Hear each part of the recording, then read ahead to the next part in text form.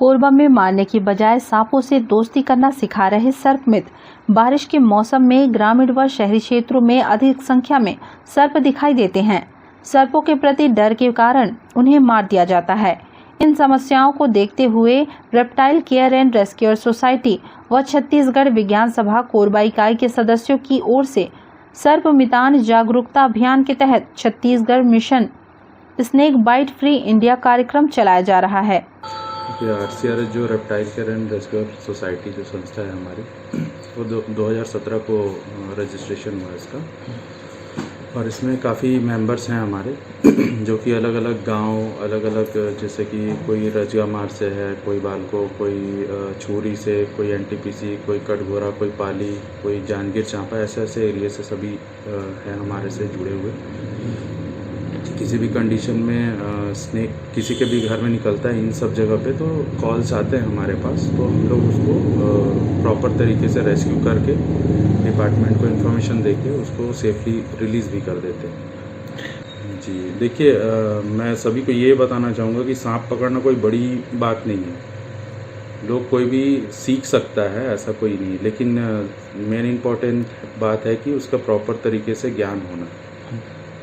सांप तो सपेरा भी पकड़ता है, लेकिन स्नेक चार्मर और स्नेक रेस्क्यूअर में दोनों में बहुत डिफरेंस होता है। तो उस तरीके से हम काम करते हैं कि लोगों को सही प्रॉपर तरीके से बताते हैं कि कौन सा सांप वेनेमस है, कौन सा नॉन वेनेमस है, किस सांप को कैसे हैंडल करना है, किस सांप से कितनी दूरी बना के हमको रखना है, ये सारी चीज़ें हम सिखाते भी हैं।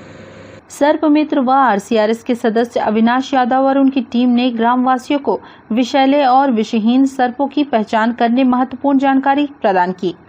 उनमें पाए जाने वाले लक्षणों को बताया। लोगों की सुरक्षा के साथ इन खूबसूरत प्राणियों का संरक्षण भी जरूरी है, जिन्हें जागरूकता व जानकारी की कमी में लगातार खत्म किया जा रहा है। उन्होंने लोगों को सर्पदंश से बचाव की विधियों से अवगत कराया, जिसमें लोगों को बताया गया कि बिस्तर को दीवार के किनारे नहीं रखना चाहिए, सोने से पहले बिस्तर को साफ करके ही सोना चाहिए और खासकर बारिश व सर्दियों में जमीन में सोने से बचना चाहिए। घरों में रात को रोशनी की व्यवस्था रखनी चाहिए। इस तरह जागरूकता के अभाव में सर्पों को मारते रहे तो हमारे खाद्य श्रृंखला में विपरीत प्रभाव पड़ेगा। छत्तीसगढ़ विज्ञान सभा और RCRS mission snake bite death free India के संयुक्त तत्वाधान में शिविर लगाकर जागरूक किया जा रहा है। स्नेक बाइट फ्री इंडिया पूरे देश में चलने वाली अभियान है, जिसमें सांपों से जो मृत्यु हो रही है, ज़्यादातर जो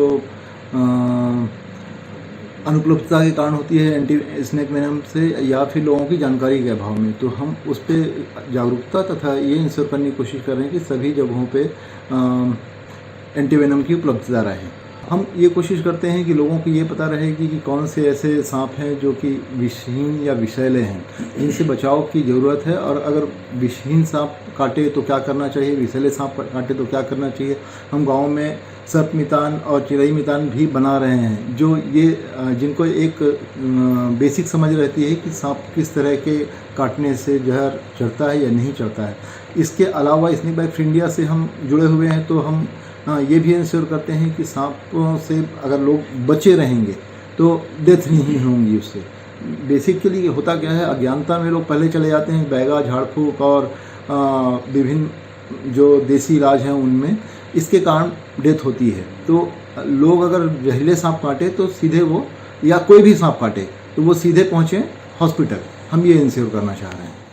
देखिए, बच्चों को सिखाने का सबसे बेहतर तरीका हमें ये लगा कि हम क्ले मॉडल उनको बना के या लीफ प्रिंटिंग करा के, इस तरह के माध्यम से, छोटे छोटे एक्सपेरिमेंट्स के माध्यम से, जैसे किसी भी मौसम में तितलियों की जो अलग अलग हमें अवस्थाएं दिखती हैं जीवन की, उसके माध्यम से हमारे पास बैनर है। साथ ही हमारे पास एक्सपर्ट्स हैं जो क्ले से मॉडल बना के बच्चों को दिखाते हैं, फिर अपनी तरफ से बच्चे उस मॉडल को बना के दिखाते हैं, जिससे वो सांपों के स्केल्स को पहचान सकें या उनकी धारियों को पहचान के विषैले विषहीन की पहचान कर सकें, उनमें विभेद कर सकें।